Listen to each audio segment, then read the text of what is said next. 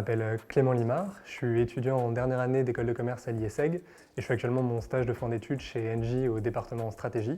Je suis également membre de Parti Civil, un think et tank citoyen qui parle de transition écologique et de justice sociale où je traite habituellement les questions énergie-climat. Parce que Parti Civil vient de sortir sa première note sur la nature en ville, on se rend compte en fait que l'étalement urbain réduit la place de la biodiversité et des espaces verts en ville. Et donc partant de ce constat, on a voulu rédiger une note à destination des élus et des collectivités pour rappeler les bénéfices de la nature en ville, pour proposer des solutions alternatives de financement, mais également pour rappeler le rôle central que les citoyens auront à jouer dans la reconquête de la biodiversité urbaine. Alors la nature en ville, elle présente un certain nombre de bénéfices écosystémiques qui sont malheureusement méconnus de la part des élus et des citoyens. Pour en rappeler quelques-uns, pour les citoyens, ça va permettre d'améliorer la qualité de l'air, de réduire les nuisances sonores, mais également d'améliorer leur santé. Pour le volet environnement et climat, ça va permettre de favoriser la biodiversité, mais également d'adapter les villes au dérèglement climatique.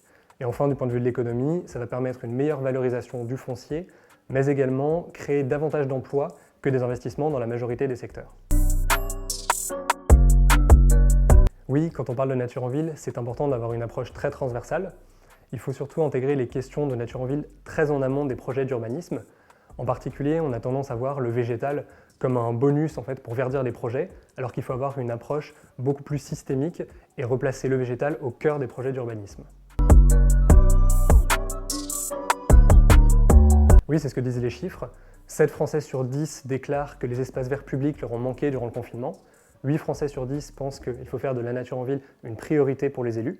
Partant de ce constat, avec Parti Civil, nous sommes convaincus que les élus et les collectivités ont aujourd'hui une opportunité unique de développer la nature en ville pour répondre à une demande croissante de la part des citoyens. Alors, si on veut atteindre l'objectif de zéro artificialisation nette, on va être obligé de limiter l'étalement urbain. Dans ce cas, la densification urbaine, c'est un élément de réponse, mais il faut le faire de manière intelligente. C'est-à-dire qu'il faut déjà optimiser le parc de construction existant, par exemple en permettant la surélévation des immeubles ou encore en transformant en logement des bureaux vides. Au-delà des indicateurs de densité urbaine, il faut en fait prendre en considération in fine la densité perçue par le citoyen. Et on se rend compte qu'en remettant la nature en ville au cœur des projets d'urbanisme, il est tout à fait possible d'avoir des villes plus denses, plus agréables et plus vivables. Alors les financements constituent forcément un frein au développement des projets. Pour autant, on a identifié dans la note un certain nombre de méthodes de financement alternatives qui permettraient de pallier ce problème. Par exemple, le développement des partenariats publics-privés, l'introduction d'une contribution carbone locale ou encore le financement participatif. Si on regarde du côté des financements plus traditionnels, il y a également les aides locales, régionales, nationales et européennes, qui sont malheureusement des opportunités peu exploitées aujourd'hui. Sur ce volet, les élus ont une responsabilité à jouer, dans la mesure où les pouvoirs publics gagneraient à simplifier et à mutualiser les aides existantes.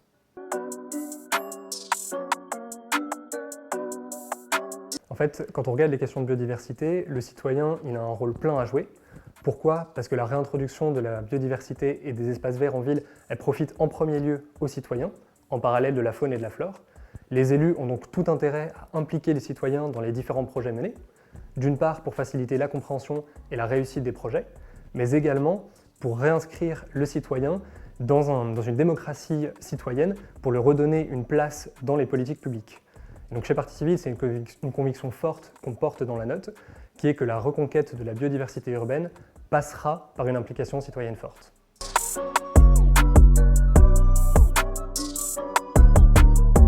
Alors c'est une vraie question.